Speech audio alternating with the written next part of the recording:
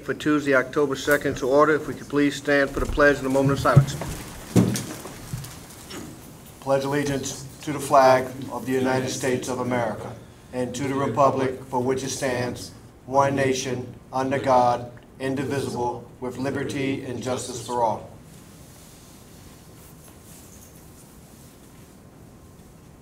Thank you. Please be seated. Good evening, everyone. Next item on the agenda will be audience to visitors, but I want to make sure I announce that Win TV is taping this open forum tonight. It is streaming live now on Win TV's YouTube page at youtube.com/Windsor TV5. It is also broadcasting live on Win TV channel 95, and this program will be rebroadcast on channels 5, 95, and 96, and will be available on demand on Win TV's YouTube page. With that being said, going to audience and visitors. Anyone wishing to address the board may come forward, sign in on the sheet at the table. You must state your name and address for the record. You have 3 minutes to speak. Just a reminder that no remarks or comments can be made against employees of the Windsor Public Schools or children outside of your own. When there are 30 seconds remaining, Mr. Fury will hold up a red card as an indication for you to start winding up your comments, and at 3 minutes, he will hold it up permanently. With that being said, is there anyone wishing to be recognized under audience to visitors? Seeing and hearing none, we will close audience to visitors. Next is advanced placement report, but I'll recognize Dr. Cook before we begin. Yes, thank you, President Lockhart. So we are excited to share 2 reports with you tonight. We have an advanced placement report, which we share with the board every fall, and then a summer school report, which isn't an annual occurrence, but we've had some different models in summer school in the last couple of years, and we're really feeling like we found the right model this past summer, and we want to share with you our results and plans for going forward as we start to formalize that. But the first report is our advanced placement report, so I'd like to turn that over to Principal Uwio Sunday, and I know Phaedra Duros, Assistant Principal, is with him tonight. They're going to share some information about our AP results.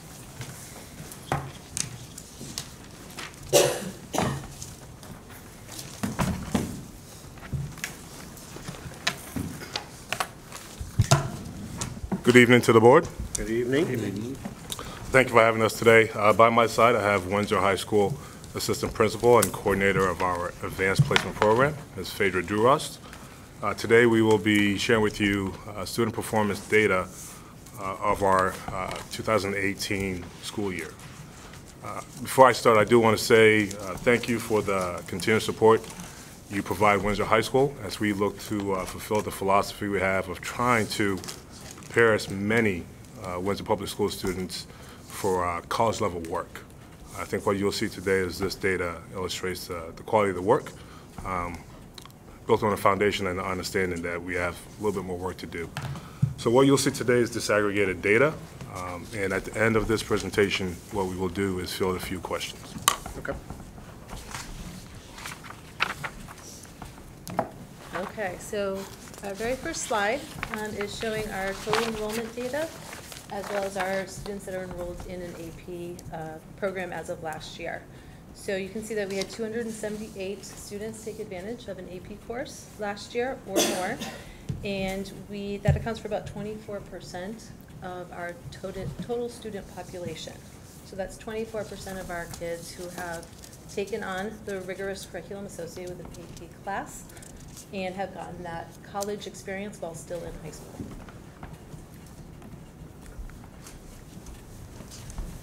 So again, you can see the 278 kids that took an AP course last year.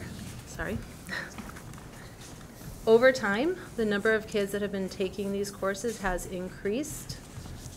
We do have open enrollment, which means that if students and families decide that's appropriate for that student, that they can take the course.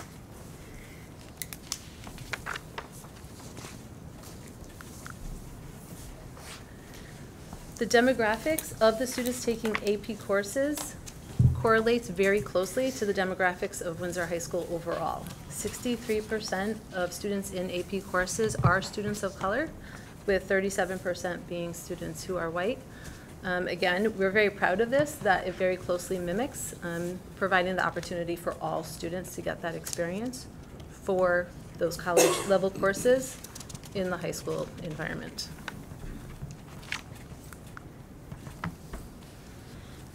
Of the 278 students last year that took a course, 129 of them were seniors.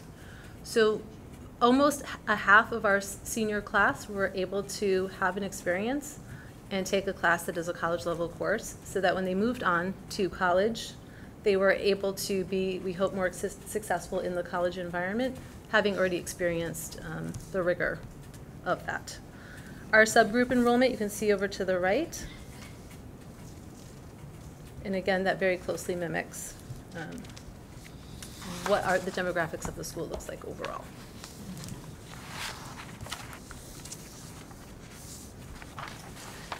Last year, we had 278 students take 488 exams in a 2-week window in early May. And again, you can see how that's increased over time. You can see in 2016, there was a small dip, but that dip correlates to actually a dip in enrollment in high school as well. So over time, our kids are taking more and more classes. We do offer a wide variety of classes, and I think it's great that they're able to take advantage of that and kind of discover what they're interested in.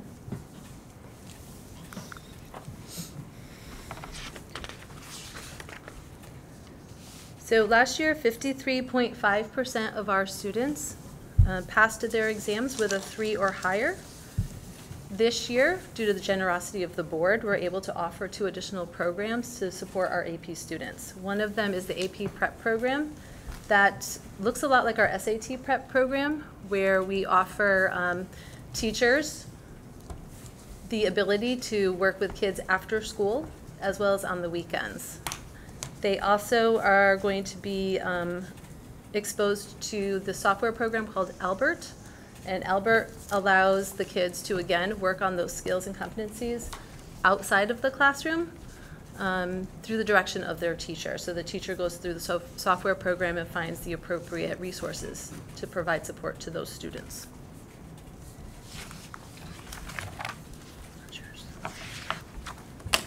Sure, I'll take the slide.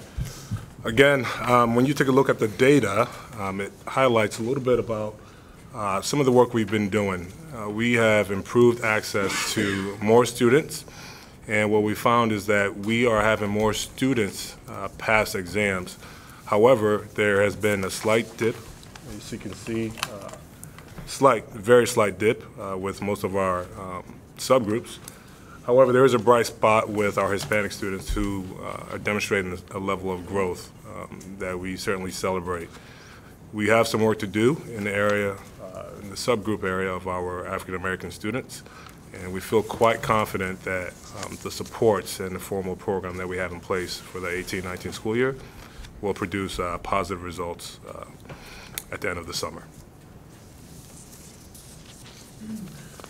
This is a district comparison, and we're quite proud of this work because comparative to our neighbors and our colleagues, you can see the volume of tests that, that Windsor is demonstrating some level of success with. As you can tell, if you know, East Hartford and school districts like Enfield are much bigger than Windsor, and right now we still have a higher volume of students passing AP exams. Weathersfield in enrollment numbers is quite comparative to Windsor High School, and again, we are exceeding their pass rates, the volume of tests passed. Now, you take a look at Newington, you take a look at South Windsor, they're outliers, and we aspire to inch our way closer to those numbers by providing support and increasing access for all Windsor High School students. Again, this is it's a bright spot for us, and our initiative is to look at the subgroups and see the level of work we can do. We're blessed in that we offer, Windsor Public Schools is the leader in the state in terms of the courses that we offer in the AP realm. We're one of the top 3 or top 4 in the state. We offer more than 20 AP courses. So for us, it's aligned to our philosophies of trying to prepare every Windsor High School students for college and life beyond the town of Windsor. Okay, so our next slide shows the correlation chart. And what you're looking at there is every single course listed on the left-hand side, as well as the number of tests passed at a certain level, so a score of 5, a 4, a 3, a 2, and a 1, as well as how many students received a certain grade in that corresponding course. So what we're always looking for is for that correlation to be as close as possible. A student who gets an A in the class, we would hope would get a 4 or a 5 on the exam. And you can see that there's a couple of classes where there are no grades associated. Those tests were taken by students who didn't necessarily take a class. So teachers would work with students after school to prepare for those exams. These were students that were highly motivated and wanted to take these courses even though we didn't offer them last year.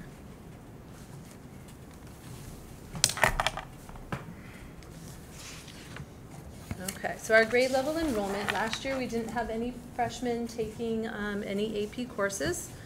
We had 55 students in grade 10 taking courses, 84 in grade 11, and 129 in grade 12.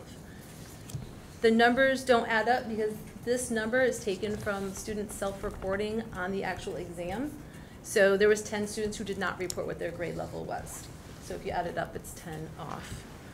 60% of our enrollment were females and 40% were males, which closely aligns with other school districts. That's approximately what you see in most areas. And below that, you can just see the list that you also saw on the correlation chart of all of the classes that we do offer in our AP program. It's quite extensive, and we look to add new courses when the interest is shown by the students.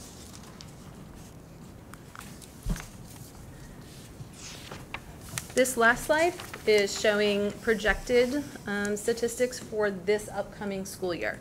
So far this year, we have 315 students enrolled in AP courses. You can see the subgroup breakdown. We're looking at increasing the number of students of color a little bit more again this year. Again, more closely mirroring the demographics in our building as a whole. And we are projecting to be giving out 547 exams in May this year.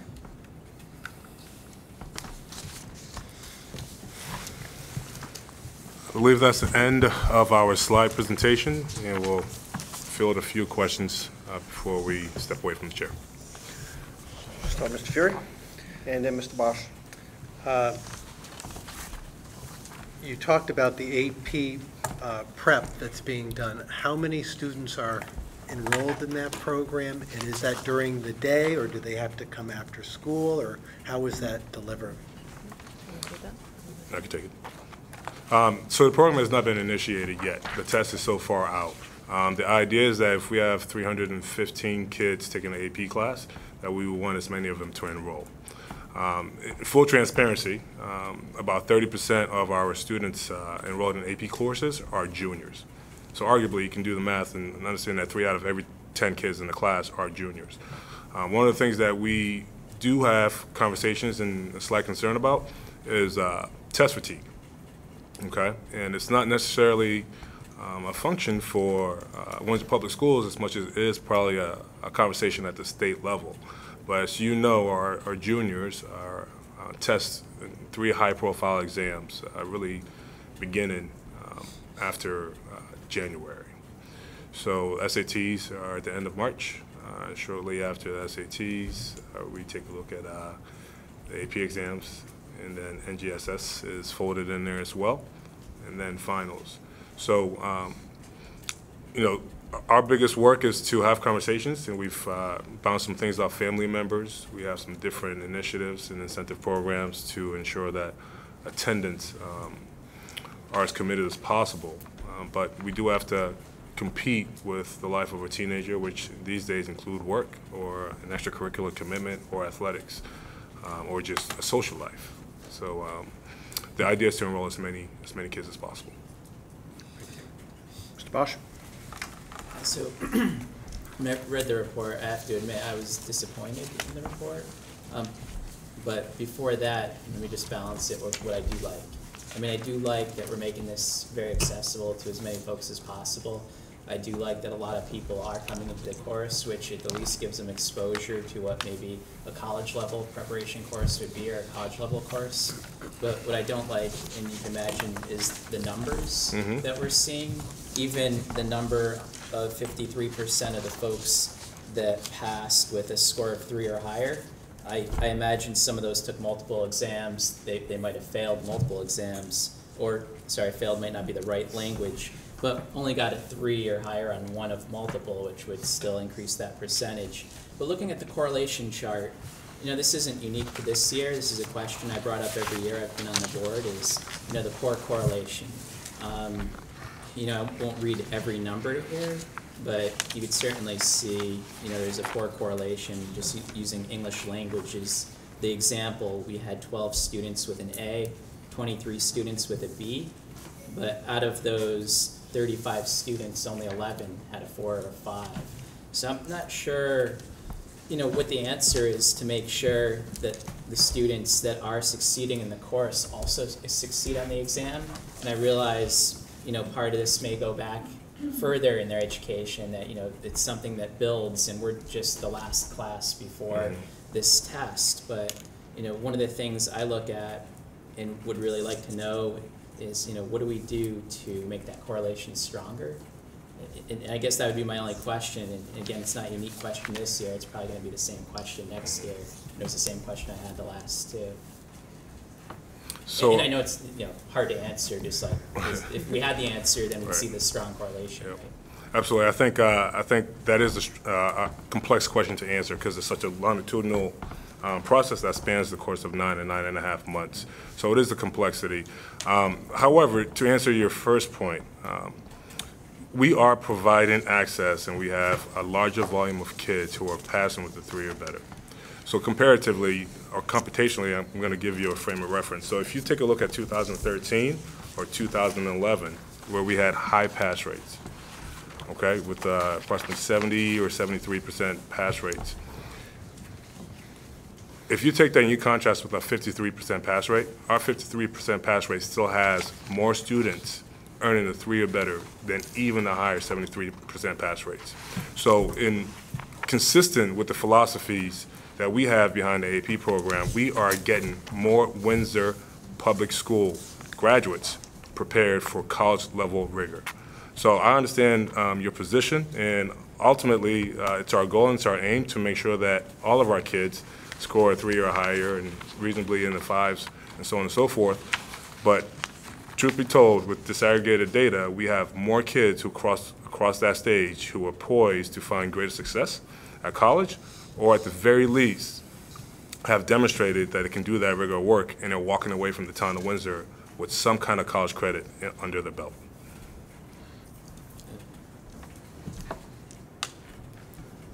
You're all set? Not really, but I'm not expecting a complete answer. I mean, my ask would be, you know, just that we give this one some thought. You know, again, I appreciate the good things. I appreciate it's accessible. More people are taking it. I think there's a lot of good things here. But ultimately, if a student's getting an A in a class and they're not getting a 3 or higher on the exam, you know, it does leave questions. Is the right material being presented in the class? I don't know, but there's too many students that are getting A's and B's that are not getting 3 or higher. So again, there's a lot of good here, but that's the thing that I think we have to really take a focus at, is, you know, why are these students succeeding in the class but not in the exam? Because ultimately an exam, like any assessment, really a true assessment should judge whether we learn the material or not. You're absolutely right. You know, I know we talk about test fatigue, but the test as an assessment is really, you know, something that demonstrates whether you learned, you know, in gym class. You know, you might be playing a sport, all the skills you learn to play baseball, you know, have you learned to throw the ball, have you learned to swing the bat, you know, might come down to an assessment of can you play the game.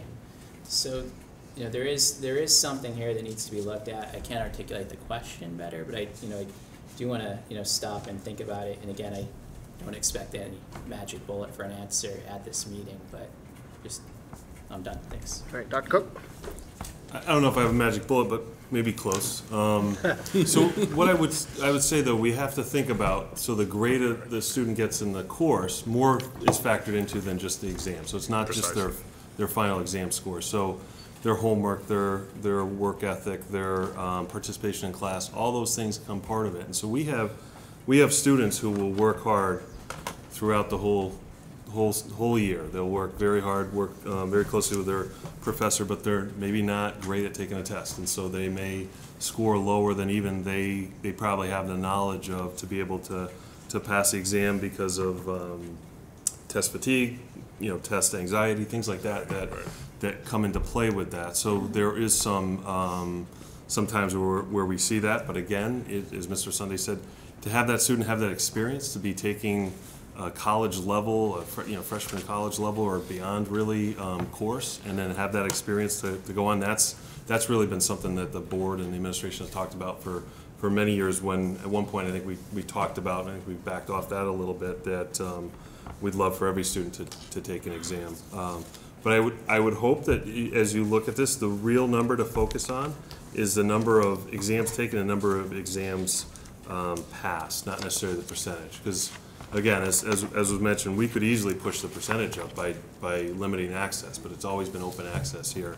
And so for me, the true success story is the number of exams taken, and then as it's more representing the student population at Windsor High School, as we've seen a decline in enrollment. So you go back to 2009 when there was 1,400 students there, and 10% of the students were taking AP, and the demographic makeup was very different than it is today in terms of that. But when you talk to like the leader in the state, which is West Hartford, in terms of AP courses, that what they really do focus on is the number of students that are passing the exam and then having that experience. And they would again rather have a student who's maybe strong in science but not in English try that English exam, and they're going to do okay in the class because they're a hard worker, they're a smart student, but they don't necessarily pass the AP exam.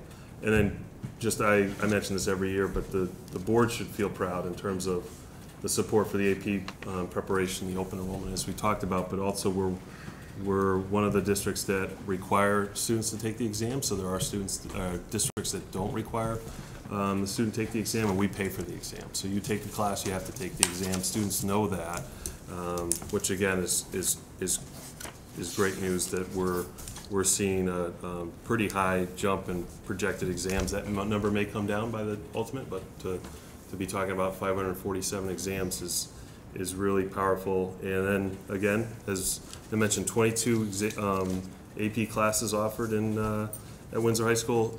East Catholic and Northwest Catholic look at about 13 to 14. So we're above those places that people may look to pay to go and have an AP experience. So we offer quite a bit. So I just wanted to share my thoughts on that. And I might add, probably a data point that doesn't show up on this presentation is actually the voice of our graduates. So a lot of our graduates come back in the spring because they get out in early May. We don't get out to June. And one of the questions we often ask them is, did you feel prepared? And overwhelmingly, the response has always been yes. So so the kids are doing it here, and they're transitioning off to college, and they're having favorable experiences as students. So again, thank you for having us tonight. Mr. Elder? Thank you, President Lockhart. Yeah, a couple quick questions. One is the subgroup slide, subgroup scoring at 3+. Those are absolute numbers, or are those percentages? I'm presuming absolute. Absolute. Okay. Absolutely. The next question, there's been, I read a lot, it's a bad habit, I know, but I've seen several articles that discussed AP courses no longer being accepted at college level towards credits. Have you heard anything about that? No. We have a close relationship with College Board because of the assessments that we administer as a district. None of that has come across my desk, so I'd be interested in sharing some of that literature. Yeah, it was in a Wall Street Journal article probably about 6 months ago where there was a discussion of fewer colleges being willing to accept AP credits because of and that's not necessarily us, but apparently the perception of lack of rigor in the underlying courses. And I saw it by chance. I didn't keep it because I thought if it was in the journal, it was probably well known, but maybe I'm wrong.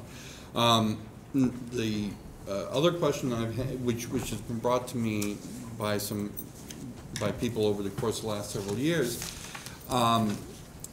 if a student we do not weight the value of an A grade for conversation's sake in an AP course versus in our, let's say, was it college is the next level down, versus in the college level class. And the reason I'm asking is related to student athletes. They have to have a certain grade point in order to be able to qualify. But I would think, and I could be incorrect here, that an AP class might be the equivalent at a lower level of an A in, let's say, general class or a college level class versus an AP class. Has there been any thought or discussion of the idea of possibly putting a weighting that might allow more student athletes who might be interested in doing this but are fearful of not getting a high enough grade and then being disqualified from sports? So I think I missed the first part of that question, but those courses are weighted, okay? And the way the NCAA clearinghouse works is on a sliding scale. So ultimately, kids have to fall within a very specific distribution of a GPA range, and that's contrasted against the SAT performance. Typically, the GPA range has to be north of a 2.3, and SAT scores roughly, they want anywhere between around a 480 and a 520, and the child becomes eligible. So in the overall weight of how a child's cumulative GPA fares out, it's aggregated with a host of, based on our school structure, the different levels of the courses the child takes. And that's for our student athletes. That's what I'm referring to as our current. Before you're talking about our internal? Our football players, our basketball players, et cetera. Okay, so that's what I meant. Sorry, not looking at college level, I'm looking strictly at ours. Right, again, we look at the cumulative GPA with the condition that they can have no more than one F on their report card.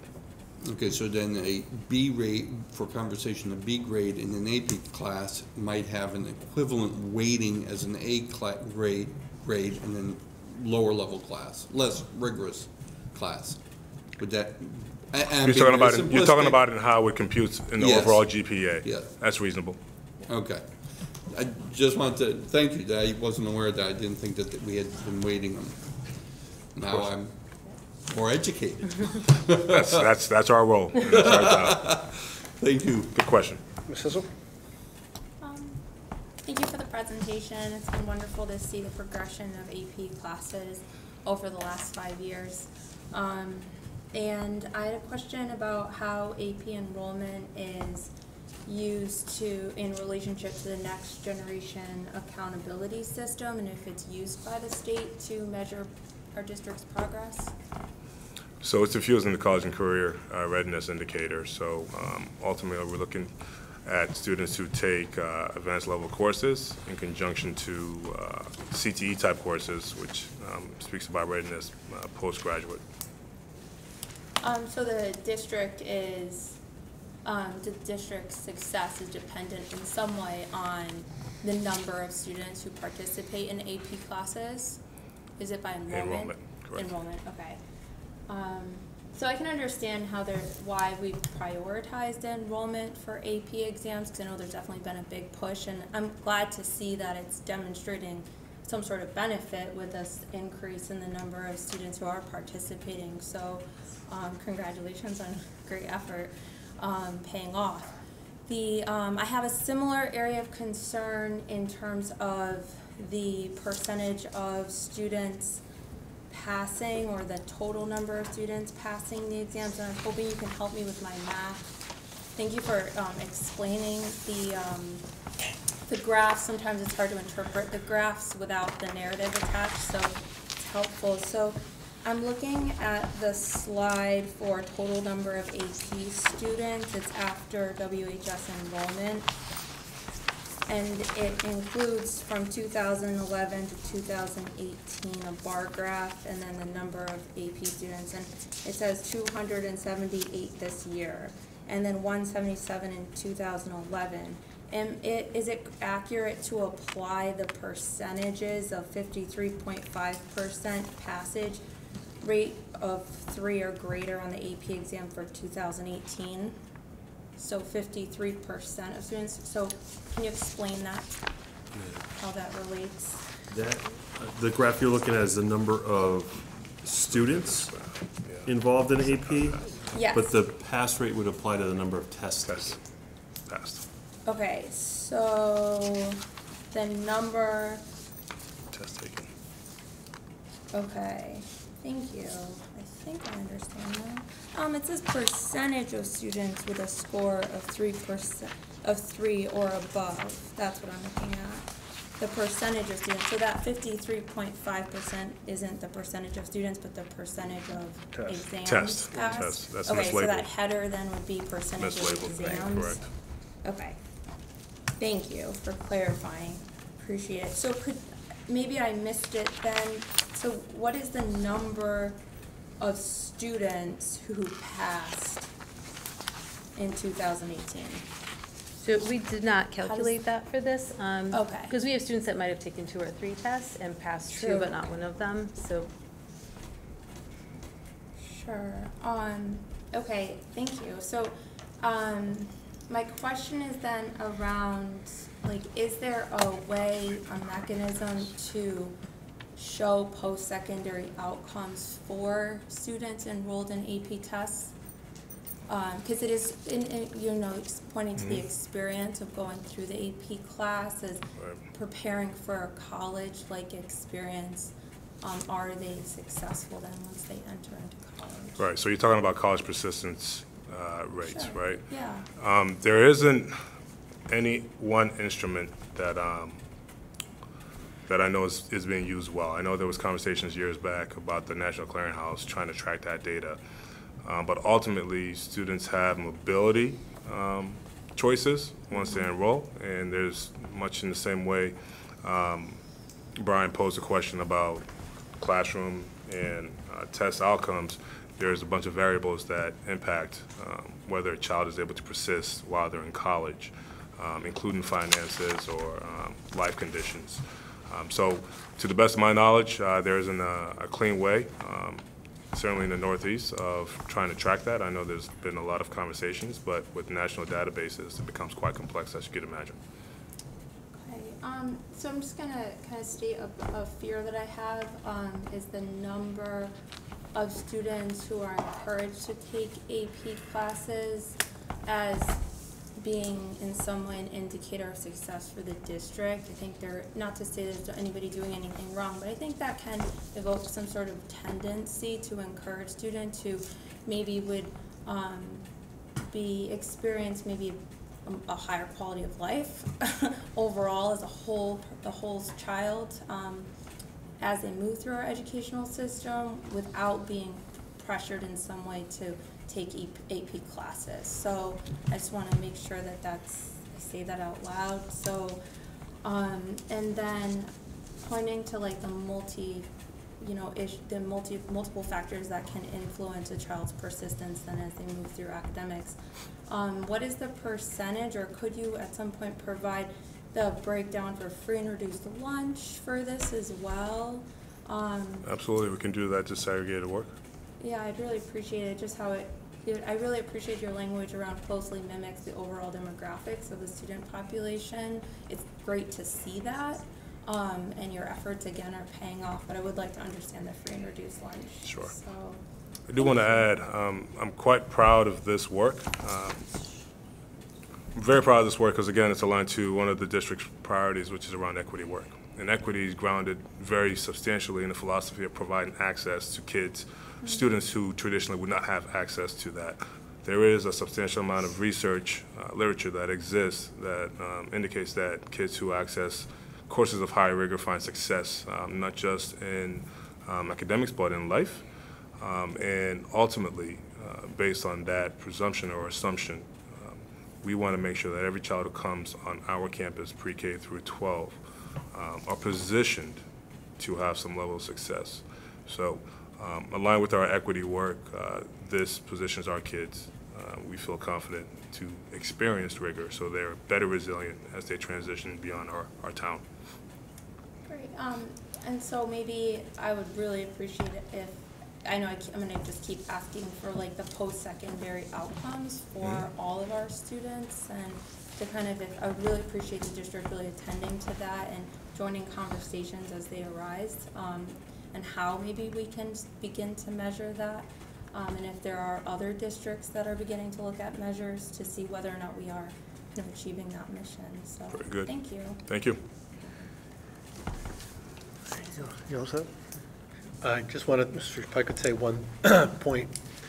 I want to thank the teachers in AP. People who've gone to Taft and other programs to learn this. I know one physics teacher who's gone to go and teach other teachers in New England through this. Absolutely. That same teacher, someone came up to me and said, all these physics kids are at the library today on a Sunday. And that's wonderful that you have the teachers who really want their kids to succeed and succeed at the highest level. So thank you Absolutely. very much for that and motivating your teachers. Thank you. We'll share those sentiments with our staff. Thank you. Well, for the spirit of brevity, you wrapped up exactly what I wanted to say. Mr. Sunday, I would like to say that I don't think we're, in my words, not pressuring students, but we're offering opportunities. Exactly. And I'm firmly aware of the process for a child to be able to be enrolled in a class. It has to come through recommendations of the teacher, it has to be previous coursework, it has to be consultation with the parents and stuff. So, yes, I believe the encouragement for doing this open enrollment process, I'm truly appreciative of it. There's a lot of schools that don't offer it, and that kids should be able, I believe all kids should have the opportunity, if they present themselves worthy and demonstrate the ability to, one, deal with the rigor, even if they're A students in high honors, if they come out having a C in an AP course, that's like a learning experience preparing them for that next plateau of life, which is college or the military, or going, if they're a blue-collar worker, going for their electrical license or their plumbing license, where they have to sit down and study for those type of exams.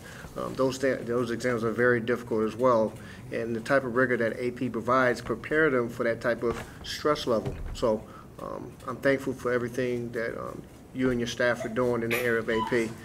Would I like to see scores higher? Absolutely.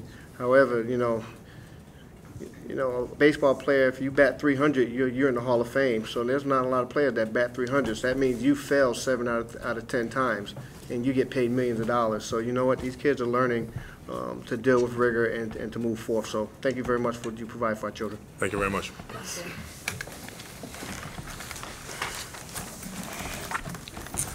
Recognizing Dr. Cook for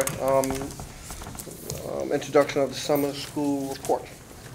Yes, so as I mentioned earlier, we had a unique model for summer learning this past summer. And so we've asked early on, this typically might not be something you see till around budget time, but we wanted to share some information. I know the board was very interested in the program, you know, in the spring as it was being designed. So Bonnie Feynman and Noha Abdelhadi are here to share the results. All right.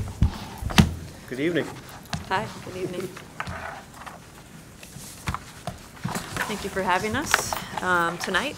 And I think Noha and I are pretty excited to share some of the outcomes from the summer learning program, which again, as Dr. Cook mentioned, was a new model for us, and I think a pretty unique model if you look across the state.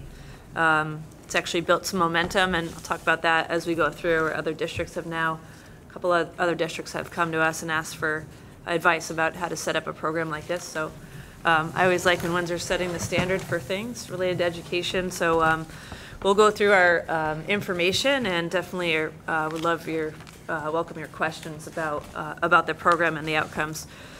So we had an updated program vision from the way we used to go about summer school, as a traditional sort of brick and mortar summer school model, students showing up to a building and sitting in classrooms. It was very different. We really lived by these statements of trying to increase students' access to resources as one of our biggest objectives with the program. Personalizing student learning. providing ongoing student-teacher contact during the summer months, and I think what we should have there is clarify one-on-one student-teacher contact, so not a classroom of children, but a teacher and a student together, and really trying to prevent the summer slide. I know we've shared this with the board before, but even for our highest performing students, when you look at student achievement over the summer, or where students come in the fall, even your normally highest achieving students are still going to experience a slide. And so, you know, having something in place to at least put a blockade there and have students re-enter school in the fall where they left off is a big win for a summer program. So I'll hand off to Noha for the structure of the program, and we'll kind of bounce back and forth among the slides to share the information with you. So as Bonnie shared, a big part of the program was personalized instruction and individualized instruction. So the program, the structure of the program was based on frequent home visits. Some of the visits took place at home, some of the visits took place in the public library, and in other like coffee shops. It was really based on a convenient and comfortable place for parents, for the student, and for the teacher who was assigned to that student. The component of the summer learning program we used for math, we used a program called iReady. It is an internet-based program that assesses students. At the beginning of the program, you take an assessment, a diagnostic assessment, and it tells the teacher what are the basic skills and the foundational skills that are needed for that student in order to be able to get to that grade level or that mastery that we're looking for. From there, the program creates an individualized learning pathway for each individual student, so student can log on online and work on that. So that was one of the components that we used. Again, the home visits, weekly visits from a teacher that had access to iReady so that they can kind of see where students are as far as their progress, and then they meet once a week to catch up. If the student is struggling, they would go over the standards that the student is struggling in, and also provide parents with some easy things to do at home to support their child until they meet again the following week. We also provided Chromebooks for students that did not have access to technology. They had the options, or parents had the option to check out a device and sign it back in by the end of the program.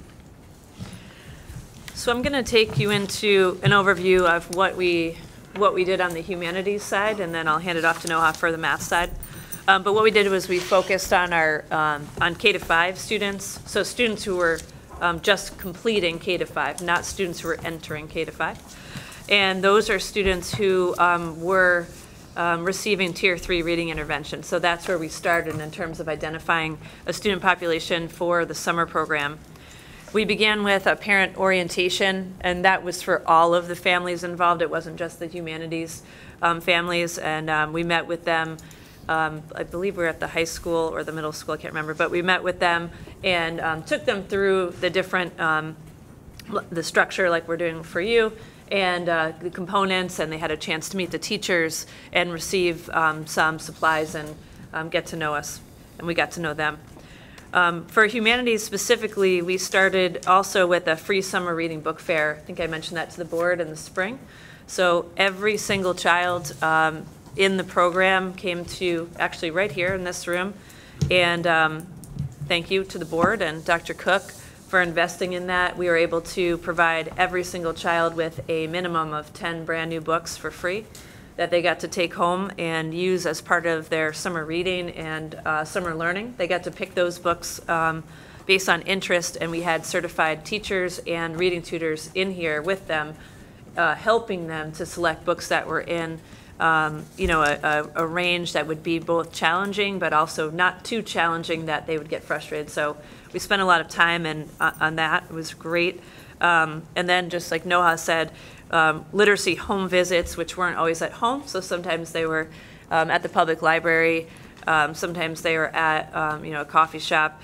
But many of them were at homes, families' homes, and teachers met one-on-one with students. I actually visited a library a lot this summer and on Fridays, and I would see the teachers there with the students. It was awesome.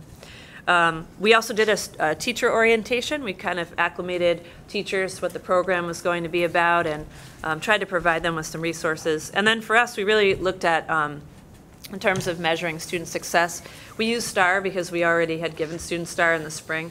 So we used their STAR spring scores as a benchmark, and we're able to assess where they were at the end of the program. We'll share that data with you. And then our department, the literacy department, we did have some other fun stuff going on for literacy this summer. You may have seen us out at the concerts with the bike or driving around in the book truck, and we actually were able to give out somewhere between 500 and 600 books, free books this summer, all brand new, and lots of students got their hands on books, so I like that a lot.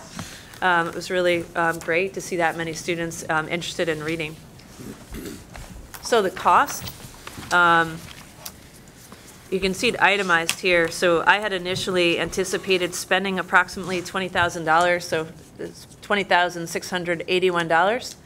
And in actuality, we spent $24,071, but what you'll see is the majority of that was actually on the teacher home visits. In fact, our summer reading book fair cost us about half as much as we thought, and that's still with every child getting 10 books. But we needed to, the parents were very interested, as you'll see with their feedback, in having more time, having their children have more time with the teachers. And we ended up really, I think, investing in that aspect of it. We're actually under in pretty much everything. Some of the other supplies, we invested in a little bit of supplies, but we did go over on teacher pay, but I think, in my mind, that's very much worth it. One thing to note, though, is that we initially were hoping for 125 students, and we ended up with 59 students, families that were interested in the program. So I think, and we'll get to this at the end, one of our big takeaways is trying to find ways to recruit more families and market this starting soon so that we can have a larger group of students take advantage of the program. All right, for the STEM side, research shows that during summer months, the summer slide for math really takes place with fact fluency and number sense. So we decided that that would give us the most for the time that we have to focus on those skills. We also, just like literacy, we focus on students entering K-5, Tier 3 students, so students that ended the year in Tier 3 or needing support for Tier 3. Like I said before, we did use STAR data that they took at the end of the year, but we also give the iReady diagnostic because the level of details that we get from the iReady diagnostic is much more than STAR in terms of exactly what are the skills that those students need. And teachers were able to really use that data to target instruction during those 5 weeks in the summer. Again, we also provided students not just with the technology and the iReady platform, we provided each child with a math bag, and that contained a number of games that they can play at home with siblings or with their parents that targets fact fluency. And again, it was based on each grade level. They had different bags. The home visits happened weekly. Again, some of them were not at home, but for the most part, most of the teachers that I've talked to, they were able to connect not just with the kids, but also with the parents, and some actually siblings were part of those home visits, older siblings that were able to kind of help out with their younger siblings. We also had a program coordinator, and her main role was really to kind of monitor student progress. So she was able to log in, kind of see where students are as far as their work on the platform on iReady, and provide kind of coaching for teachers and support as far as instructional strategies and more support that teachers might. So since we were only able to target just a small number of students, we also wanted to put something out there in the summer for all our Windsor students to be able to attend that has to do with STEM. So we had the STEM for All going on every day at 4 different locations where they served a free lunch program during the summer, and then on Thursdays at the Town Green. And basically these were STEM activities that was open for everyone.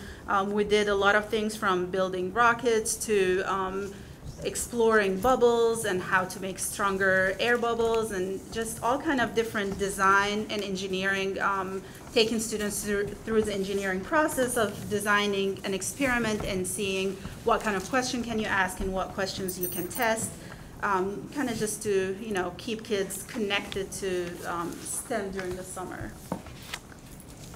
Our estimated cost, when we kind of came up with an estimation, we were looking at having 125 students, and we predicted spending around $15,000, but we ended with, of course, a much smaller number of students, and we ended up spending a little over $13,000.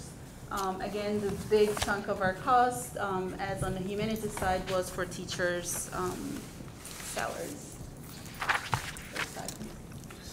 STEM for All, we predicted about $5,700. We spent $3,700 and $2,700. Again, that supported every day a different STEM activity at 4 different locations, as well as on the. So overall, combined STEM and humanities and our STEM for All program, we estimated a budget of $43,658, and we ended up spending $41,069. So we were a little over $2,000 under budget for what we predicted that we're going to spend. So this is, I think for us, the exciting part was when the data started rolling in at the end of the summer, and our program coordinator, Dr. Klein, was able to run some reports for us. And this was, you know, we thought we would see success, but I think this was even more than we really figured would happen during the summer. It was really outstanding. So when you look at this bar graph, what you'll see is that on the reading side, at the beginning of the program, so this is based on STAR scores that we had students, when we had students take the test at the end of the school year. On average, our reading students were coming in around the 25th percentile rank according to STAR. And at the end of the summer program, they had increased to, on average, being at the 41st percentile rank, which was a huge amount of growth in a very short period of time. On the STEM side, you see, or math side, in the yellow and green bars, there was even more growth there, where students began at the 27th, at the percentile rank of 27th, and increased all the way up to the 60th, which, keeping in mind that last year our district benchmark was at the 50th. So students in the program actually exceeded the district benchmark. And these are all students, again, who began the summer, actually ended the year last year in Tier 3 intervention. So this is, in my mind, these are very good results for us. So that's one way to look at it. But I also will also break down a little bit more. So as it says here, our first finding from the data was that average percentile rank in STAR reading, I just said, was at the 25th. We ended at the 41st. So we're looking at a gain of plus 17. And there were so many success stories that we were able to get from the program. We're going to have, we have Jen Sue here, one of our teachers, and I also have a message I'm going to read from another teacher who wanted to be here but was unable to make it, to really talk about their experiences. But as far as reading went, these were 4 students that I wanted to highlight to the board and the public. I'll just, obviously redacted names and any identifying information, but student number 1 is a student who was entering grade 6, so just entered the 6th grade.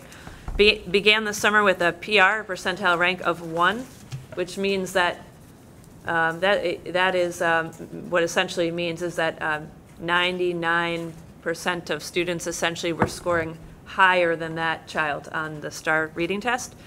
Ended the summer program at a PR of 31, which, while it's not at or above our district benchmark, is a huge amount of growth. And I think what was great here is that this is a student who I know very well from being in classrooms, and he built a really strong relationship with his teacher. and was able to get one-on-one support to get motivated around reading, and had started the summer and saying, there's nothing that I like to read, and by the end of the summer had identified a couple different types of books that he liked to read. So I thought that was really a win for the student and for the teacher and us. Student number 2, an ELL student entering grade 4. So this student receives ELL services here in Windsor. Ended the summer with percentile rank of a 69, well above our district benchmark, and put him in the above average category, and was able to work with his favorite teacher all summer, who is the teacher who couldn't make it tonight, but again, I'll read her message to you, to the board. And then we had sisters, twin sisters, entering grade 3. Both began the summer with intervention level percentile ranks. One was at the level 8 and the other at 30th, and they ended the summer just hovering around the 50th, one at the 44th and one at the 51st. So there are a number of stories like this for us, but just wanted to share those 3 or 4 essentially with the board. Very similar on the math side. We have seen such an incredible growth. On average, our 24 students that were serviced for math started on an average of the 27th percentile, and by the end of the summers, our average was up to the 60th percentile. So a little bit over 33% percentile growth during that period. This is just a snapshot of the STEM for All, some of the activities that kids from all grade levels, we literally had kids from kindergarten and kids from high school all come out and kind of try out some of the activities that we had. That was an engineering, exploring bubbles activities, that they went through different series of experiments to kind of look at what are the factors that affect the bubble, how big the bubble gets, how far does it travel, and things like that. Again, we had almost every single one of the 24 students that were serviced had a success story. But just kind of to highlight some of the, some of the stories, we had a student that is entering grade 5 and began the summer below benchmark at the 47th percentile and ended at the 97th percentile. So that was a huge growth that happened with that student. Also, we had an elementary student that is going to start 6th grade, began the summer at the 22nd percentile and ended at the 65th percentile. That student was, having some struggles during the school year, but found that with the one-on-one support and just having that one teacher, her attention, frequent visits, and the connection that she was able to make with the parent, that student found great success in that model. Also, we had 2 sisters entering 3rd grade, and both began the summer below the district benchmark, way below the district benchmark at 17 and 18th percentile. And they ended the summer, one as the 62nd percentile and one as the 39th percentile.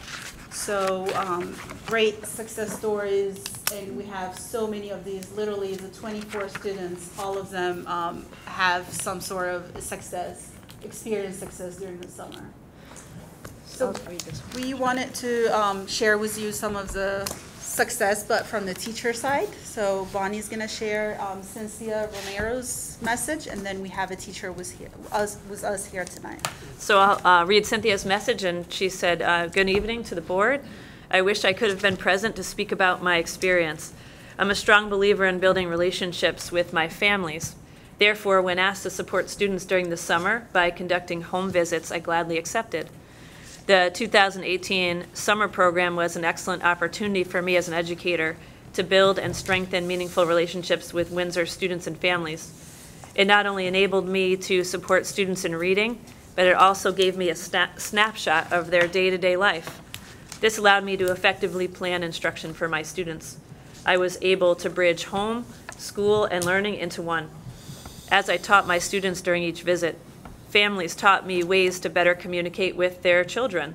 I took the time to explain and coach families on differentiated strategies that they could use at home with their child. They knew I was available, and they did not hesitate to reach out to me and let me know how their child was doing throughout the week. We met in various town locations, one of my favorites was the library, where a few students got their first library card. I truly enjoyed being part of this program. Thank you for offering this opportunity to our teachers and families. Sincerely, Cynthia Romero. So Cynthia was our ELL instructor over the summer, so the student that had that tremendous growth in our ELL program is one of hers, and she's a tremendous, tremendous asset to the district. So I wanted to read that before we called Jen Sue up to talk about her experiences. Good evening, thank you for having me. I'm Jen Sue, I'm a 4th grade STEM teacher at Clover, and I had the opportunity to work as one of the teachers for the summer learning program this summer. So to kind of give you an overview, I know we've gone over a lot of what it looked like. Each week I would meet with students one-on-one for about an hour, and the idea was to be as flexible as possible. So we'd meet wherever it was convenient for the parents. So that would be at home, it would be at the library, it would even be at Camp Treehouse, depending on if that worked for their schedule. Prior to starting summer school, we received their iReady data and also their STAR data, so we were able to prepare and looking at specific strands that they needed support in.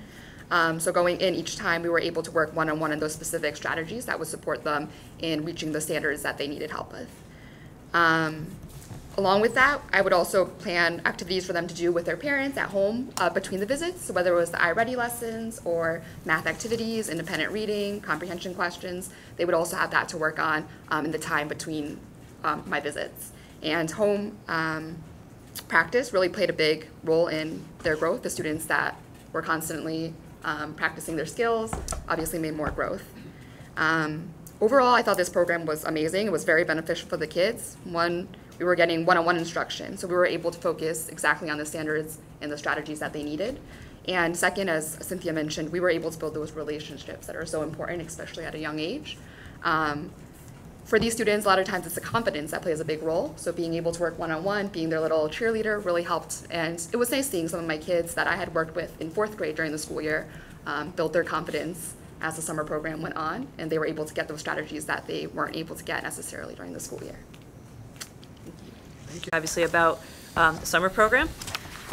They described it as flexible and convenient, individualized attention, and the benefits of working with the next grade level teacher beyond amazing, which I think is a goal for us next year, is to try to pair the student with a teacher who they will have the following year, so they can start to build a relationship with that teacher before school begins.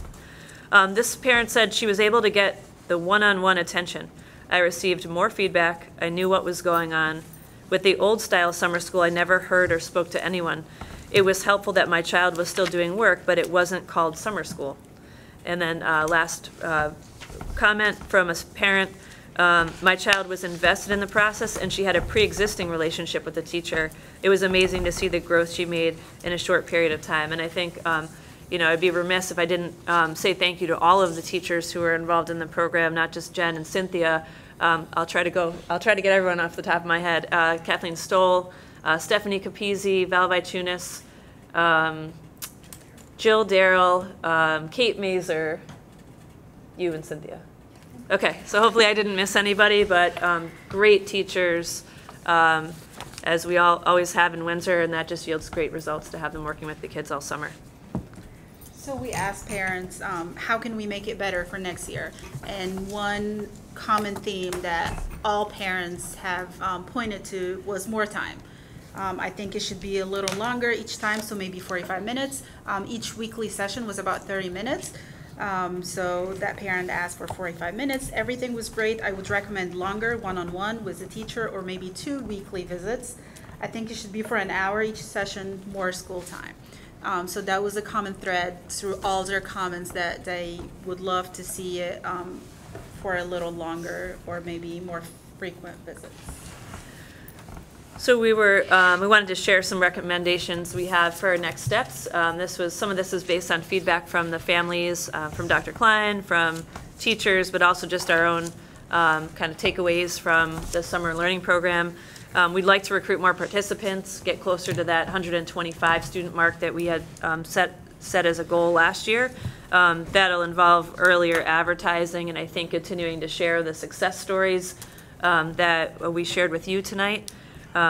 We'd love to match students with teachers that they'll have the following school year, although I think there was also merit to matching students with teachers they already knew from the previous school year. So either way, I think would be great.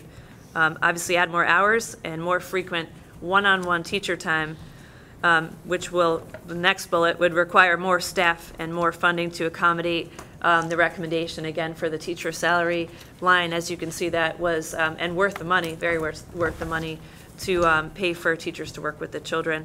I personally would like to continue to offer the free book fair. It was really amazing to see the kids.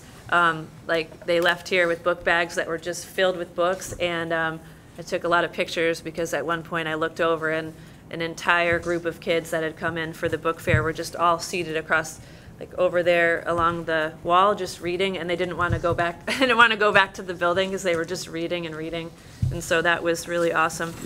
We want to continue to budget for the program coordinator to track the data and to do the follow-up, which was really helpful, and being able to put this presentation together was Dr. Klein's help in getting all that data together for us and organizing everything. And then conducting further research on the success of the students who attended this year's. I'd really like to see, since we know who they are, and we are continuing to serve them in our schools, to see how they're doing this year. And I'd love to be able to delve into that as a data point to follow their progress throughout this school year and see if it really helped them, which I would imagine that it did. Wanted to open the floor to any questions that you might have. I saw Ms. Delaville, so I'll begin with you, sir. Thank you, President Lockhart. All righty. So the results are clearly fantastic, which I think we would all presume or could have assumed that with almost one-on-one services that would be the case. But regardless, that's still really good results. But in looking through the finances, because that's what I do, someone has to be the guy who looks at the numbers. You had 50% fewer students and a 20% increase in cost, and almost all of it was certified home visits. Why were you so far off? I mean, we're not off a little, you're off almost a factor of 3. Yeah, it was actually on my side of it, to be honest, because when I started to talk to Noha about this idea and we started to really brainstorm around it, we used a specific book as reference, which was Richard Allington's book on summer reading specifically. It wasn't didn't include math, but the principles in it applied to both. And there was a recommendation for 15 minutes of time for summer visits. And what we quickly realized, so I had vastly underestimated the amount of time that would be needed on the humanities side. And that was, I just didn't know. We'd never done this before, whereas Noha had allotted for more time. She's also much better with numbers than I am. So, There's the math side. as Dr. Cook pointed out earlier today. But I underestimated, and that was it was a mistake. But it's very clear, it was clear quickly that 15 minutes would barely scratch the surface because teachers were getting to know the children. You know, you go into someone's home, you're not just running in and say, okay, let's sit down and work on some math facts. You're talking to the families, you're including the families in the learning, and a lot of times the 15 minutes is just the, hi, how's it going part of it, and the academic part doesn't come in until after that. So that was really on me, and you know, that's just the honest truth. May I allow Ms. Batchelder to follow up on that response, please? Oh, sorry, didn't see you. And she should come to the. So the budget isn't actually lower or higher because it's higher than what we estimated. It's lower drastically by what we always used to do. So I just want to make sure that was known because we had a number first time doing it. We weren't 100% sure, but it is drastically lower than anything we've ever put on in the past for summer school. If I may, what was the last year was what, 150,000? We didn't do it last year. Or the year before? The year before, yep. It's always between 130 to 150,000. Okay, if I remember, because I remember 150 off the top of my head. And yes, I appreciate it's lower, but it's still high. You know, if we had gone to the 125 students, then I would presume the certified teacher-led the home visit cost line would have been double. So the idea also was, if we had maybe, double or triples the number of students, I think we would have started looking at strategically grouping kids that need exactly or very similar skills. So like, for example, through iReady, I can see like student A, B, and C, they need work on standard 1. So we could have grouped those 3 kids together and used that same time. It would obviously not be the same as a one-on-one, but I think it would still be better than what the traditional summer school models and we had, and still keeping within our budget. So I think that would be our next, if we had to do this again and we had a limited budget to work with, we had more kids, I think that what we would be looking at doing.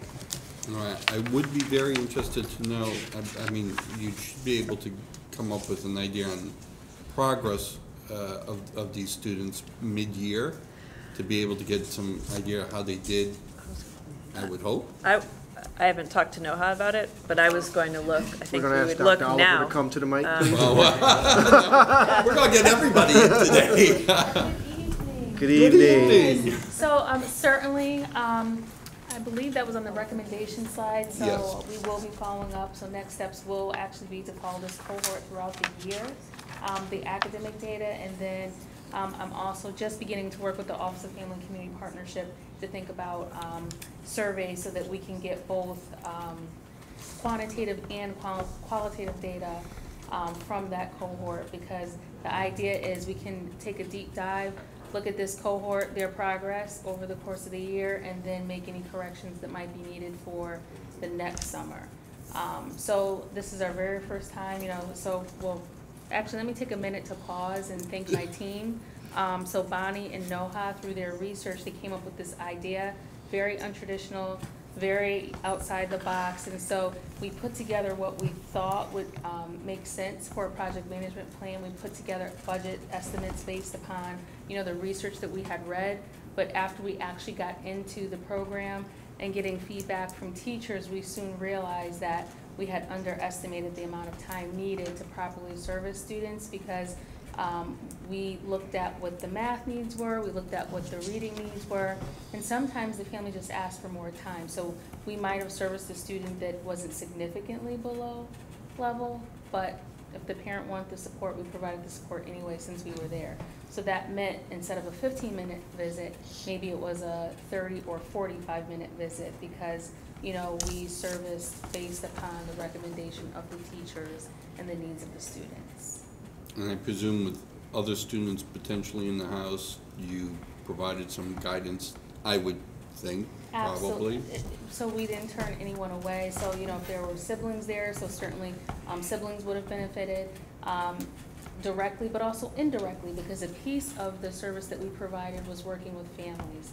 So the families were involved in the visit, and Jen can, speak a little bit, more about it, but we also provided kind of strategies for families to use at home. So certainly they were involved in the actual visit, but we would leave strategies and tools for families to work with their children after the visits as well. So it was supposed to be kind of a comprehensive model where we went into a home or agreed upon location, provided support for math or reading, in some case both subjects, as well as ongoing tools and resources that families could use throughout the summer. How many students, not counting the STEM for All, because that was a wild card, I believe. The impression I have, the STEM for All is wild because you don't know who's going to show up. That's correct. That was a wild card. So let's ignore the wild card because we can't quantify that. How many students were involved on the math side or the STEM side? 59 students. We started with 60 students, and then there was one student that didn't complete the program as planned, so we had a total of 59 students that fully participated. On both the STEM and the reading? Correct. 59 for all students. We had 24 that needed math, and the other needed literacy. Some of the math also had humanities. Right, so you could have had overlap. So here's a question. 2 years ago, how many students were in summer school? We'll use the quotes. Yeah. Do you know? No, that's actually one of the things I was writing down. I believe we would have typically, when we had a brick and mortar summer schools, 90 to 100 students. So you have 100 students, again, I'm a numbers guy. No, I know, I'm laughing because Because you know exactly where I'm going. So we're looking at, because the quick math I did here would indicate that our cost was somewhere, using the 24,000, was roughly $500 a student. And again, that's not the full cost because you gotta take the STEM for all out, you gotta add the STEM back in, all that. So I didn't do the full math because I wasn't sure of the number of kids, students involved on the STEM side. However, if we had roughly 100 odd students, we're looking at a cost of dirty numbers, $1,300 to $1,500 a student. This is clearly a savings, and yet we end up with a much better quality, I presume. Yes. Quality is important. Academic performance on the part of the students is what we're looking for, right? I think one big number that stuck out to me was when we had the brick and mortar summer school, we would spend $40,000 on transportation. Just busing. So this whole program pretty much was at the cost of what it cost us before to get the students in for summer school and get them home. And basically, we were going to either the student houses or meeting at a mutually agreeable location. Right, yeah.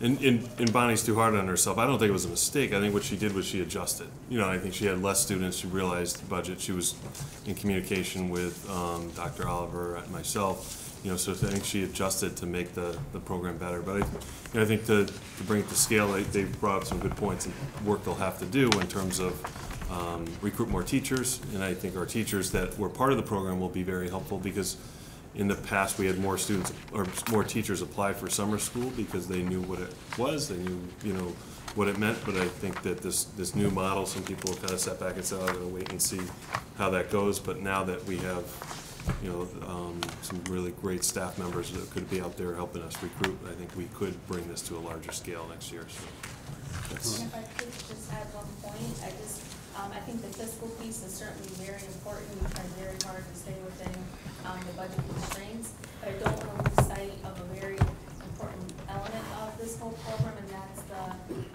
family piece, that's the student piece, and really building those relationships. And so while I don't have quantitative data to share just yet, we are going to be wrapping back around and getting more information from that cohort of students and their families.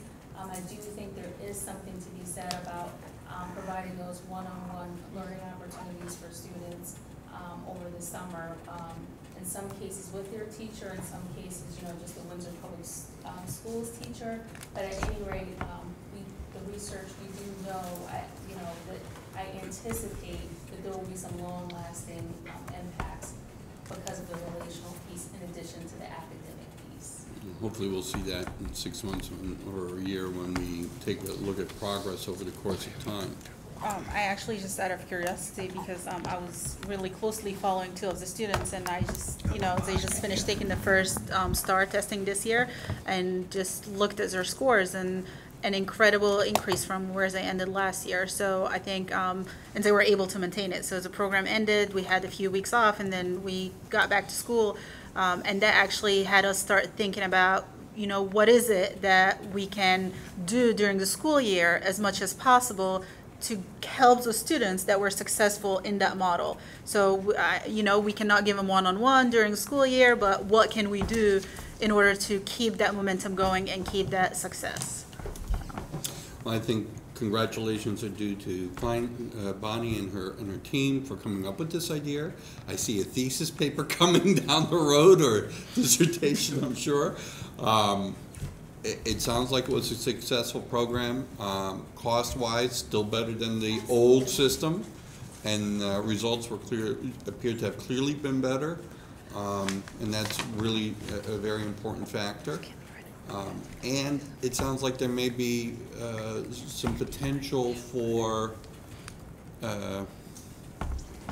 enlightenment, we'll use the term, during the course of the regular school year that might benefit all students. So that's a win-win, and I like out-of-the-box thinking. Thank you.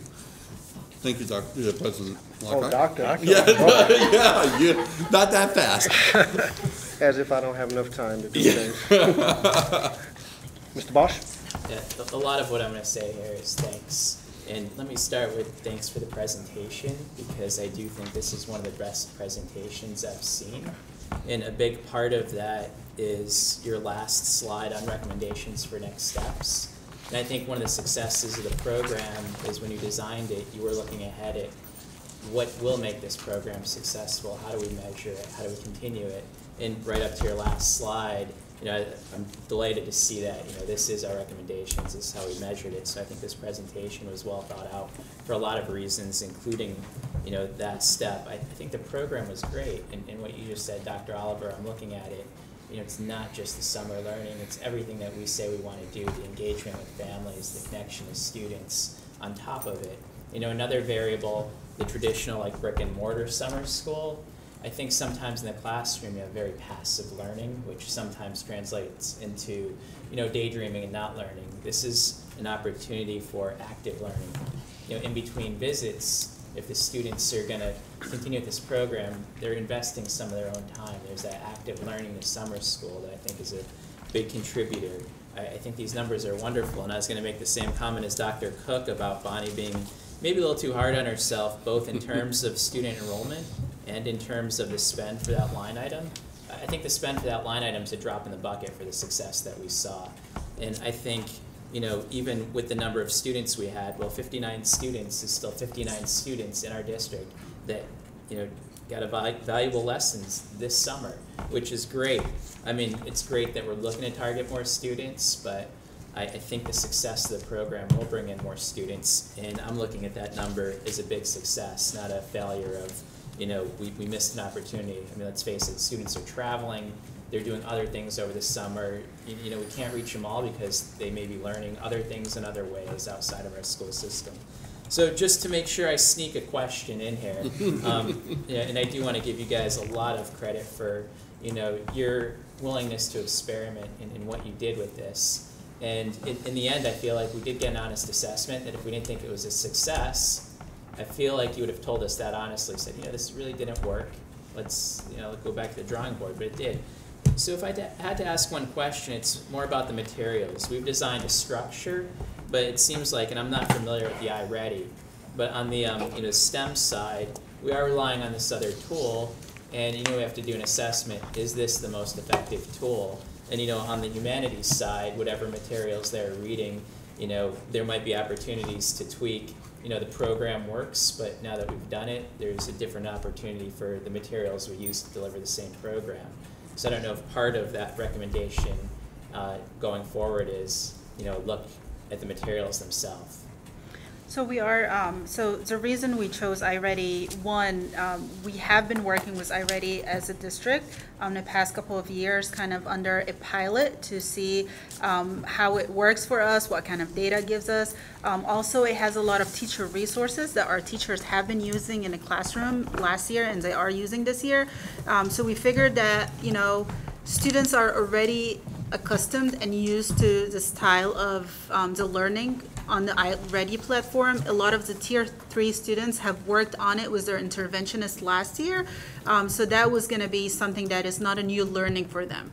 So that's why we decided, and the data we get from iReady is very valuable, like Sue shared, and it really digs down to a very specific level to what exactly kids need. That it's it gives us a report that I haven't seen any other tool, for example, StarGift, for example.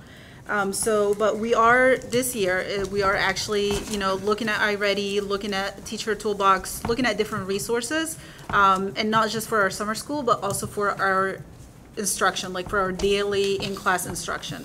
And, the hope is that we have something that is aligned, what we use during school year, kind of the same what we use during the summer, so that we're not introducing kids to new platforms. The standards are the same, but kids still, like if you're used to a specific platform, it makes it so much easier for a kid to pick up and go from there.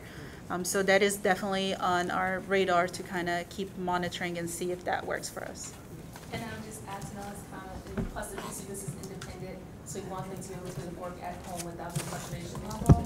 So with respect to that, we probably will move forward with the same instructional resources. And And as Bonnie mentioned, the book piece, having the high interest material is really integral. It's a integral component to this model, so we would want to move forward with that as well.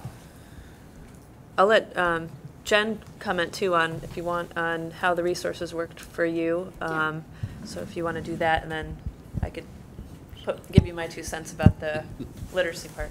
I really like the iReady tool for the students. It was something that was very clear to them for how to use at home and with parents to use as well. Each time it would teach them a specific strategy for whatever standard they're on, and then it would give them the opportunity to practice. So it was a very easy way for them to focus on the skills that they were working on, and if they were getting it incorrect, it would correct them right away. So they were learning, you know, in the process. It wouldn't be like a worksheet that they would do and I'd come back and check it. So they were getting live feedback. I also really liked the math bags that were provided. Those were great, you know, fact fluency resources or kind of like games that they were able to work on with their parents. So you got the parent involvement as well. So I did like both of those tools a lot. You know, on the literacy side, I think what I would be considering is talking to the teachers about any kind of additional training they felt they needed. With reading instruction, particularly at that tier, it has to be very responsive. So there's tons of different sort of tools that a teacher can have in her or his mental toolkit. And you have to be very adaptable and be able to sort of diagnose as you go what a student might need as far as their reading skills go. So I would certainly want to continue with the idea of providing lots of access to books and a lot of access to books that students are interested in. So I think the book fair was a great way to do that. And then, like I said, I would talk to the teachers who are involved to see if they have any input about any additional professional development or training that we could offer for them for the following summer that would help them to make those sort of on-the-spot moves, teacher moves that they need to make when teaching reading. It's very, and not to say that that doesn't happen in math. I'm just not as familiar with that in mathematics, but certainly in reading you have to be, you're on your toes for really diagnosing and treating as a child is reading to you and as you're modeling and getting them to read back and that sort of thing. So we would look into that, I would think, on our side of it. Thanks again. I don't watch a lot of TV, but is it America's Got Talent where the golden buzzer thing? If I had one of those, you guys would get it right now. Thank you. Mr. Fury? Yes, again, ditto to what the other members of the board have asked and said about the program. I was a little skeptical myself, even though I did vote for it when we were talking about Tier 3 students and Chromebooks and whether or not these students would be engaged or whether they were going to be more difficult. And I thought 15 minutes, that average per student, was not going to be enough. So I'm not surprised that it did take more, but I'm glad you were able to adjust and say, we want to make this work, and we're going to find a way to making it work. Were all students Tier 3 students? Yes. Okay. And would you have gotten to 125? Were there enough Tier 3 students, just some parents or students didn't want to participate? Was that? Yes, so we had, we invited over 100 students, but some parents, you know, did not want to participate. Some of them were traveling, so but we did invite, I think we had a few Tier 2 students because we did have some, you know, we were hoping to get 100 or 125. We had some left over, so we did extend an invitation to Tier 2 students. But again, it's, you know, it was not all parents accepted those invitations. But I'm just thinking back to some of the work that the teachers did. There were families that asked teachers, would you be willing to come in the evenings? Would you be willing to come on a weekend? And our teachers obliged, and our teachers were making those adjustments to their own summer schedules to meet parents and families where they needed to be met in terms of time, which was really, in my mind, totally remarkable. Teachers were putting this first during their summers when they have their downtime, so I have a lot of respect for that, and but it did allow for that flexibility. So I'm hoping that families now that they know what it is and can see the results, will understand that there's a lot of flexibility built in the program. So even if families are going on vacation, there's ways that we can work around that, and I think we did. I think there were some families that needed us to work around some, you know, family reunions and vacations and things like that.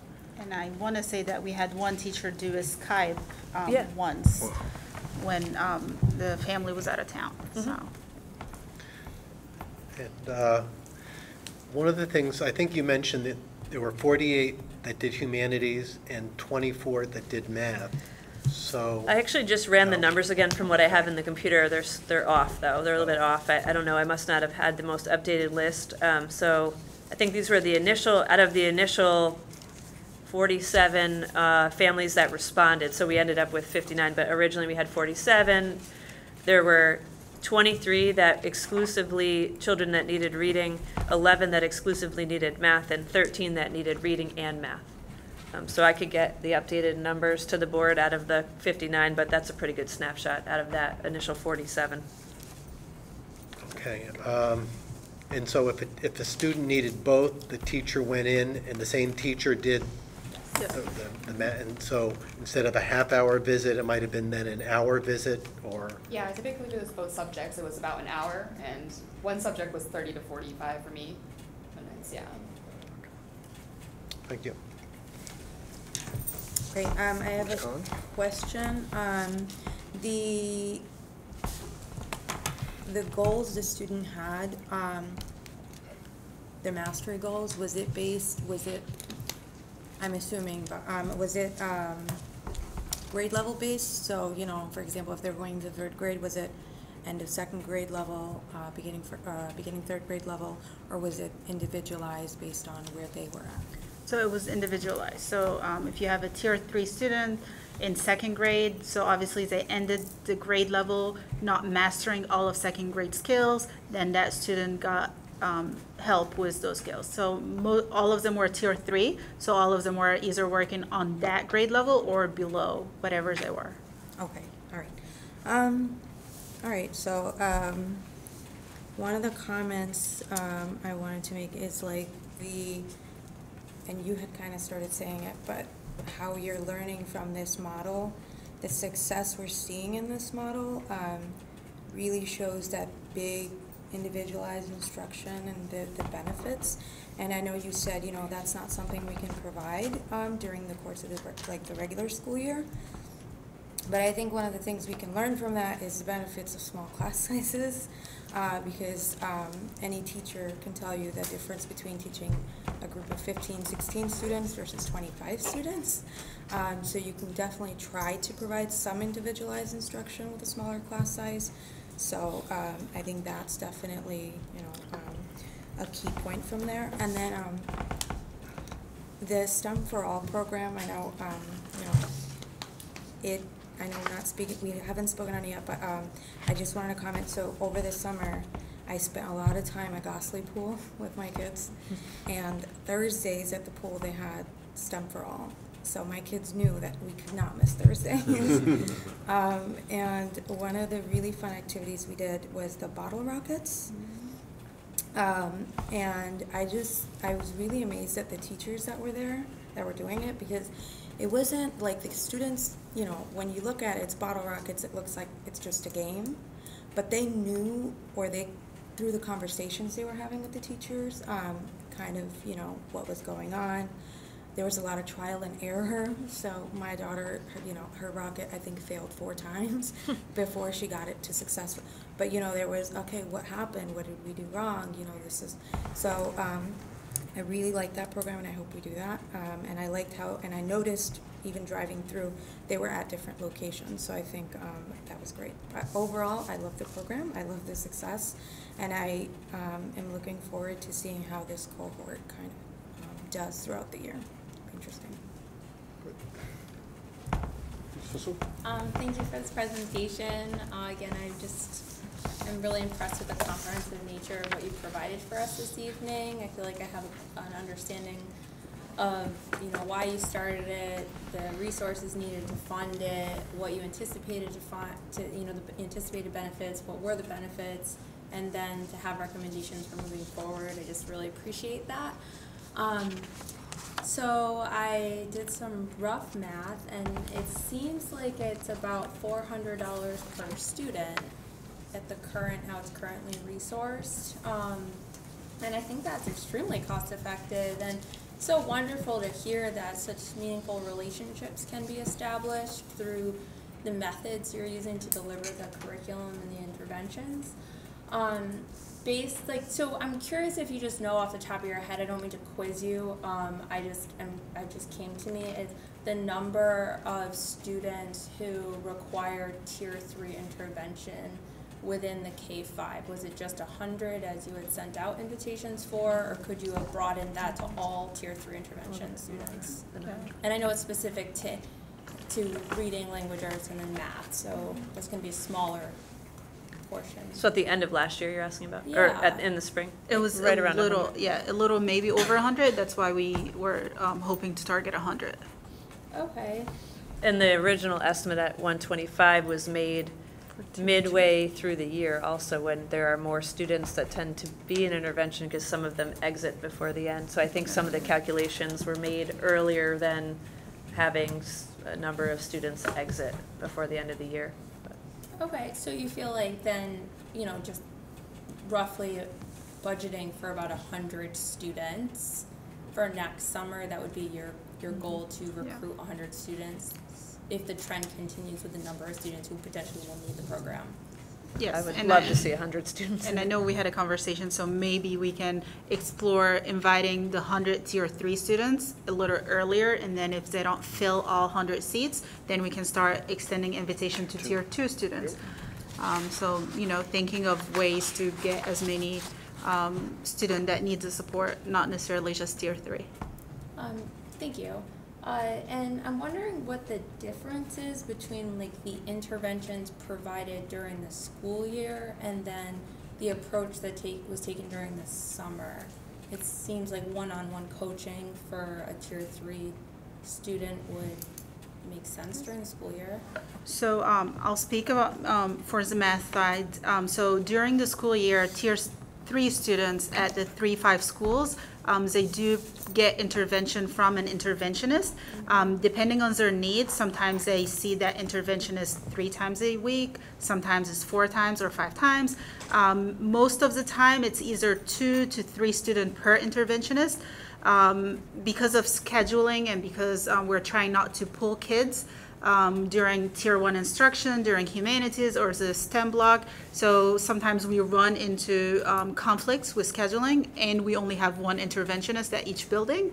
But during the summer, it was just one-on-one, and it was between 30 or 45 minutes a week. But I think the big thing was the fact that it was just one-on-one, and a teacher was able to only focus on that one student, going in, knowing exactly what that student needs, looking over the data, looking over what they did on iReady during the week. They went in with a plan and really spend the 45 minutes just working on that plan. And again, I feel like parent support was great, because during the school year, even though you might have parent support, but it's not like you're going home, your mom or dad or your family member is right there, holding you accountable. So I feel like the family connection and the family support, along with the one-on-one, really helped that model succeed. Great. And actually, if I just add one piece, the community partnership. So the library has been great, and that's another piece. So they really extended their space to us, and also helped students. So with the fines they may have had, so it might have been barriers to reading. Those were some of the pieces that we were able to get at as well through the program.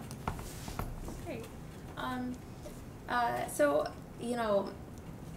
I just was struck during your presentation by a comment that was made regarding the recommendations of teachers and then the needs of the students to create a non-traditional approach.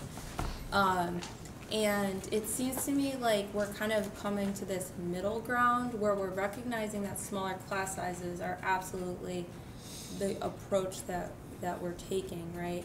But then there's this other part where adjusting our instructional needs to meet students within smaller groups, potentially even based on their instructional needs, makes a lot of sense to me. And so I'm just curious if we can start to kind of think about how do we learn from what we're doing in the summer and implement that and embed it during the school year. Like, it seems to me that if using interventionists to offer tier 3 instructional kind of intervention to students, and that's disrupted sometimes because of how the class or the school day is designed, then could we potentially within at least test through K2 to begin to, during like English language arts and reading, maybe math, to bring smaller groups of students together during those defined instructional times to see if these smaller one-on-one instructional practices can be used during the school year, also known as grouping. But I'm not gonna say that word because I know that that's not the right language to use. However, I would say that what we're doing in the summer reflects some of the more traditional approaches to education seen in like the late 90s. So what you said is actually, so that's what research says, that, you know, smaller groups gets you where you want to be. And last year we rolled out our district instructional framework, and it is based on the workshop model, which is really a chance and opportunity for a teacher to address the whole group, but also to break up into smaller groups so that the teacher can get that one-on-one or, you know, two-on-one time with students. So starting from last year, this year is also our focus. We're still training teachers on it. We're holding teachers accountable to this model, and we've really tried to, the success that we've seen in the summer, we've shared it with our teachers at the beginning of the year. Now as they see the value of it, and you know, we're pushing the workshop model even farther to make sure that not just tier 3 students are serviced, but also tier 2. Because during that small group time in the stations, that's really the only time that the teacher gets to really address tier 2 within the instructional block. So we're, you know, like we know that that's what works, and I think we've made such a, you know, a great thing that we've rolled it out last year, and we said this is our district framework and this is what we're gonna do, and now we're really trying to train teachers and get them to where they need to be in order to provide that support. I think NOHA's department's done a great job really rolling that out and shifting, especially in mathematics, around using workstations and smaller groups. That's something that we had traditionally done in language arts or English side, literacy side, that I know when I'm walking through the buildings, I'm seeing that happen with math every day. It's a huge shift that's making a big difference. And on our side, it's actually our focus for K-2 this year is around small groups, small group instruction through our coaching model, you know, obviously tapping into the framework, but then with professional development support. So November 6th, PD Day for teachers. We have Dr. Kearns coming in from UConn doing a half-day training with all of the K1 and 2 teachers around small group instruction for literacy. So I think it's a great suggestion. I think we're trying to work on ways to do that, and I don't know, I think math in particular has made a lot of strides in that area. Yeah, I appreciate you hearing me. I know that if my predecessor as the minority leader, Paul Panos, is here, he'd be really appreciative of the fact that we are looking for small group or small classroom sizes, but that, you know, that the workshop model then is somewhat aligned with really differentiating instruction based on instructional need of students within smaller groups. So the last question I had is, how do you accommodate for special education services during summer on the summer program, and do you anticipate that being an issue? I'm not. So actually we have an ES5 program, and that's led by our PSES department. And so I'm sorry, can you clarify your acronyms, please? Yes, I'm sorry.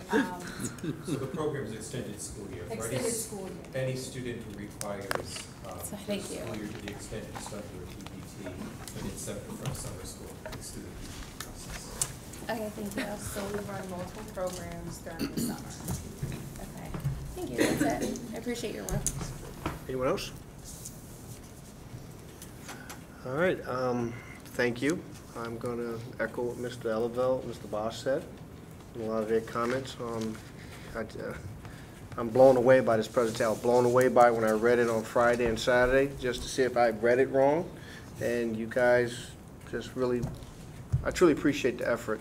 You really pushed it home that the teachers made a huge sacrifice during the summer. And under you, Dr. Oliver, this is going on top of the curricular writing and everything that's going on. I mean, for you know, I'm just truly appreciative. I'm speechless, but thank you. Truly appreciate each and every one of you. I want to thank the teachers. Yep. Yeah, I'm thanking everyone by all means. So, thank you very much. All right. We're at announcements. Mr. Ellervelt. The only one is, there's a Chili Fest this weekend, which, if you like chili, it'll be running on Saturday. I think runs from 10 to 4 or 11 to 3, somewhere around there. Show up around noontime. And the Lions Club, I believe, is also doing a crafts fair the same day. So a good location to be with your family and try some chili. Thank you, sir. Thank you. Mr. Alec? Thank you. Tomorrow night is the Sage Park open house. Okay. I just want to see, hope to see everybody there. That's all I have for tonight. Thank you. All right, thank you. Mr. Khan? I have nothing today. All right, thank you. Mr. Bosch? I was only going to bring up the Chili Fest. I think it is a great opportunity, but you know, one of the things about the events in town that I mentioned last time is there's a lot of folks that work at the school system that make it to town events that we've seen recently, whether it's the Tavern Trot, the Northwest Park Country Fair. So I wouldn't be surprised to see some of the folks you know, that work either on the town side or for Windsor Public Schools there as well. My one complaint is not enough vegetarian chili, but I'll be there serving. So I look forward to seeing some folks this weekend on the green. Okay, thank you. Mr. Fury? There's a chili challenge this week on Saturday, and I think there's also the Lions have their craft fair. And of course, I've signed up with our robotics team. I'm supposed to be there to help set up. We both robotics teams in Windsor will be on the green helping the Lions crafters set up. Starting at, I got the 6 a.m. shift, and I think unfortunately I'm also going to be there till about 4 or 5.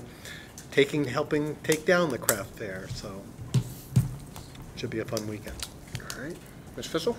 I just want to take a moment to, for anybody listening, and also for my fellow board members, to acknowledge that there are resources available online for our students and our families who are seeking information regarding the current kind of national issue related to sexual assault and victim services. So if families or if my fellow board members are interested in learning more about resources, you can go to rainn.org. It's RAINN.org.